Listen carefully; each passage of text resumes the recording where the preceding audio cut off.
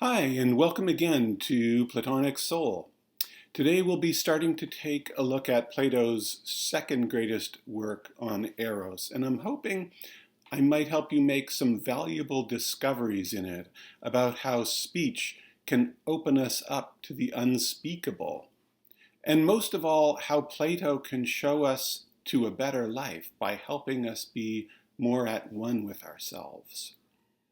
You might remember that some time ago, it was about 15 episodes ago actually, I talked about how the prophetess Diotima in Plato's greatest and most well-known work on eros, the Symposium, basically sent us on a mission or odyssey because of the rather cryptic way she spoke about eros. When she said humans desire nothing other than the good, she made us want to know what Plato, speaking through her, means by the good. And so we spent most of those 15 episodes probing that deep mystery. But in the meantime, we've kind of been neglecting this other massive question of why she would believe this to be true of people, that we all naturally seek the good, when this doesn't seem to be what we see around us, or perhaps even inside of us. Last episode I mentioned that William Golding, author of The Lord of the Flies, said about human nature that humans produce evil as bees produce honey. This, he had said, had been brought home to him by the horrors of the Second World War and the totalitarian regimes. But I could add to that what Sigmund Freud wrote in his Civilization and Its Discontents, written in 1929, before the Nazis came to power and before the horrors of the Soviet Union had come fully to light in the West. Not to even mention, of course, the later nightmares of Cambodia or Rwanda, and so on. He wrote, "Human beings are not gentle creatures in need of love, at most able to defend themselves if attacked. On the contrary, they can count a powerful share of aggression among their instinctual endowments. Hence, their neighbor is not only a potential helper or sexual object, but also someone who tempts them to take out their aggression on him, to exploit his labor without recompense, to use him sexually without his consent, to take possession of his goods, to humiliate him and cause him pain, to torture and kill him.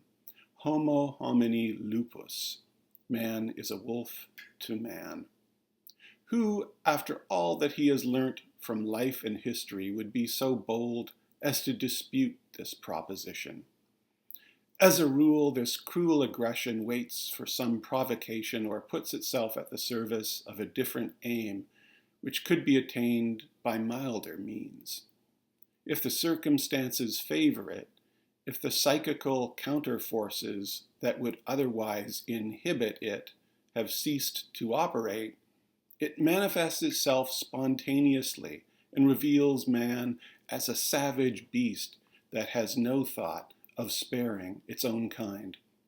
Whoever calls to mind the horrors of the migrations of the peoples, he means presumably the migrations of Germanic people into the former Roman Empire, the incursions of the Huns or of the people known as the Mongols under Genghis Khan and Tamerlane, the conquest of Jerusalem by the pious Crusaders, or indeed the horrors of the Great War, will be obliged to acknowledge this as a fact.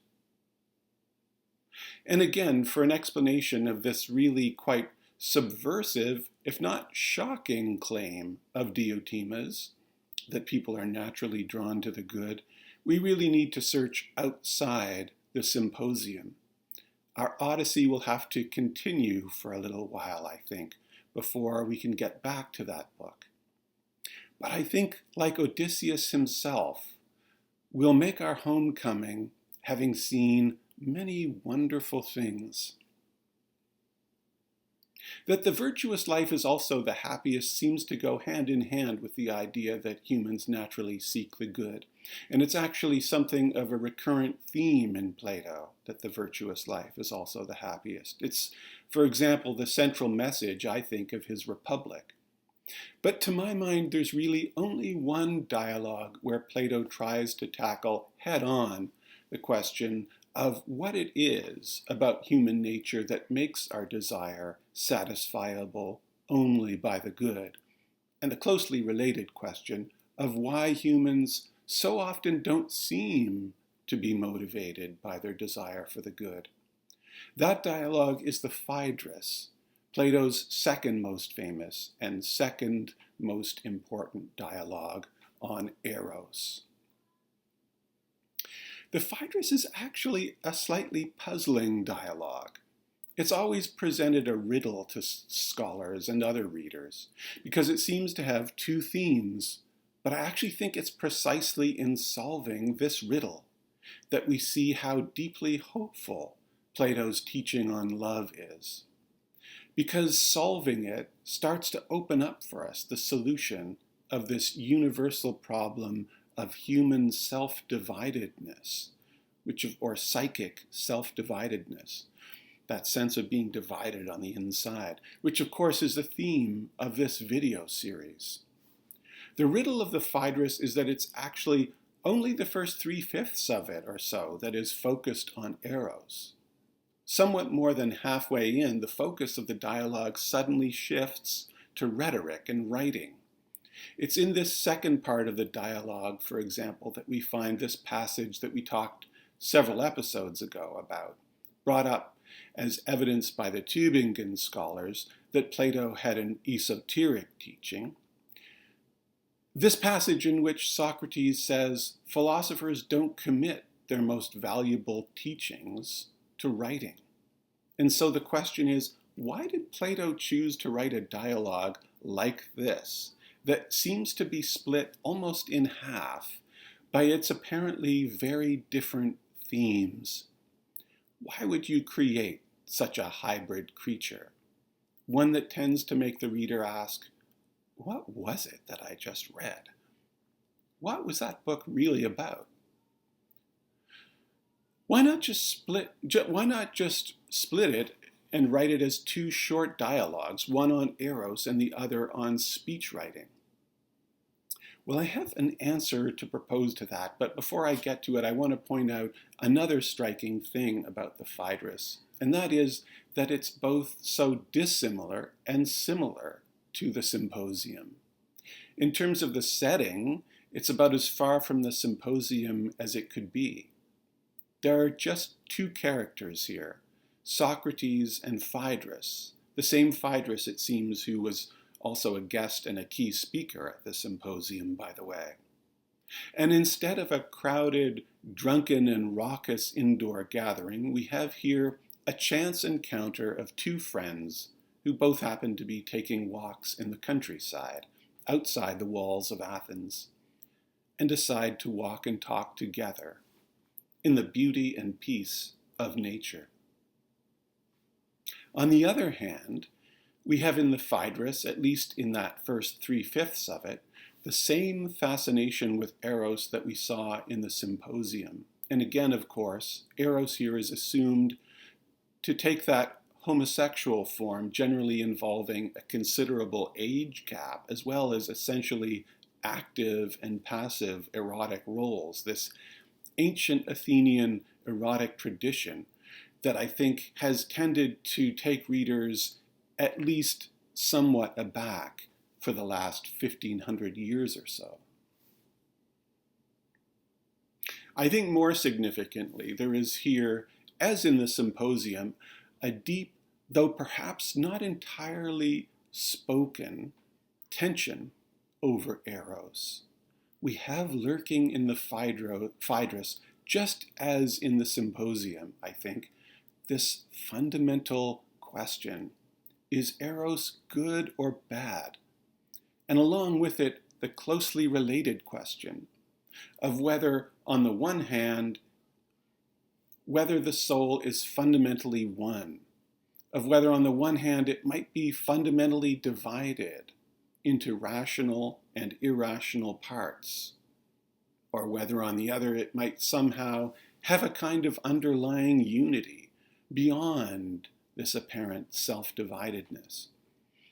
And this theme, of course, has also been the central question of this entire video series. Finally, just as there is in the symposium, there is in the Phaedrus a deeply hopeful, in my view, redemption of eros by means of myth, which explains how it is ultimately for the good, and therefore how we all have a reasonable hope of realizing oneness in our lives. On to why I think the Phaedrus' concern with both eros and discourse is no accident. There are actually two things I want to say about that, and they're connected. One is that we've already touched on how the themes of desire, writing, and speaking are linked for Plato, since the identity of the one and the good, the fact that the one and the good are the same, would have been at the core of Plato's unwritten esoteric teaching. It's also, I would argue, an implicit theme in his dialogues. If it really was Plato who wrote the seventh letter that you might remember, we can be sure that he didn't want to commit the heart of his teaching to writing, and taught it only orally to his students at the academy, at least insofar as it can be communicated in words. Plato, of course, has told us in his Republic that none of us has full knowledge of the good, and we've seen that for Plotinus, the best that human speech can do is point to the one. But of course, the one and the good are central to Plato's teachings on eros as well. So speech and the unspeakable, the ineffable and the effable, a less common word for some reason than ineffable, they're all intimately tied up with desire and love for Plato. The second thing I wanted to say is that the Phaedrus doesn't really split neatly into chunks, thematically actually. There's in a way a certain blurring of themes.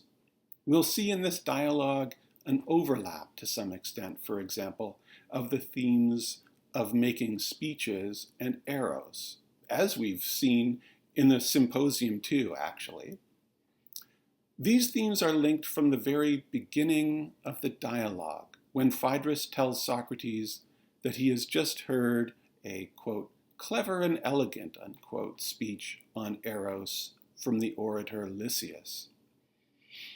And it's kind of implied that Phaedrus is a little wet behind the ears and easily impressed by cleverness and elegance. The argument of the speech, Phaedrus tells Socrates, is that, quote, it is better to give your favors, it's sexual favors, it's understood, to someone who does not love you than to someone who does. Socrates seizes on this point, and it will end up touching off the discussion of eros in the dialogue. More broadly, or perhaps more fundamentally, there's also from the very beginning this closely related theme that speech and the unspeakable, reason and passion, in other words, the articulate and inarticulate parts of the psyche, or maybe better, the articulate and inarticulate moments of the life of the psyche, are in some mysterious way in harmony with one another. This is conveyed, I believe, in the deep passion that Phaedrus and Socrates share for words. Phaedrus claims that he can't relate Lysias's speech to Socrates because he doesn't have it memorized. But Socrates, this is the very beginning of the dialogue, Socrates calls his bluff on this, and indeed on Phaedrus's whole explanation of what he's been up to that morning. That he's been walking in the country simply because it's more refreshing to do so. And Socrates can do that because he knows how deeply in love Phaedrus is with speeches and writing, and he knows he's a kindred spirit in that. He seems able, because of that, to easily intuit what his young friend has actually been up to. And he says, "Oh, Phaedrus, if I didn't know my Phaedrus, I must be forgetting who I am myself, and neither is the case. I know very well that he did not hear Lysias's speech only once. He asked him to repeat it over and over again, and Lysias was eager to oblige. But not even that was enough for him. In the end, he took the book himself and pored over the parts he liked best. He sat reading all morning long, and when he got tired, he went for a walk, having learned, I am quite sure, the whole speech by heart, unless it was extraordinarily long. So he started for the country, where he could practice reciting it." Socrates says he's quite aware of who he himself is also. He tells us he's just as much in love with words as his friend. He continues his third-person account of Phaedrus's morning. "Running into a man who is sick with passion for hearing speeches. Seeing him, just seeing him, he was filled with delight. He had found a partner for his frenzied dance." And a partner for his frenzied dance is how the translator I'm using here, CDC Reeve, I think I've mentioned him before, that's how he's translated this Greek word synkorubantionta, which means one who joins in corybantic revels. So what does that mean? The corybantes in Greece were not unlike the Bacchae that we discussed several episodes ago. They were a sect whose members sought to lose themselves in ecstasy through drumming and dancing. And a little later, Socrates describes himself as ton logon eraston, in love with, literally having erotic feelings for words. So what's Plato saying through all this? You might remember last episode we talked about what Plotinus said about the relation of discourse and this ecstatic and unspeakable state of existential oneness, that he is the ultimate object, though of course not an object, of eros. The critical thing, I think, is that for Plotinus, words and ecstasy are not simply opposed. They're not inimical to one another. Discourse, Plotinus says, points us to the true oneness that we're seeking. It's philosophy that demonstrates why this oneness must be beyond that subject attribute, or if you like, subject predicate distinction that we have in language. I can't help repeating Plotinus on the one here. He says, we do speak and write of it by way of directing others toward it, waking them up from discursive accounts to actual looking, as though we were showing the way to those wanting to see something. And so for Plotinus and Plato, I think, philosophic discourse points beyond itself. And I think the implication is that in our habitually sleepy state, without being woken up by philosophy, we would get caught up in myriads of less truthful forms of oneness, both individually, in addictions and quasi-addictions of various kinds, and communally, in religious and ideological fanaticisms. What this all means is that somehow discourse and the wordless, the ecstatic, are friends, not enemies. And I think as we continue to explore this wonderful dialogue, we'll come to understand even better why that's so. That's what I look forward to doing next week, and I hope to see you then. Until then, be well, and thanks for watching.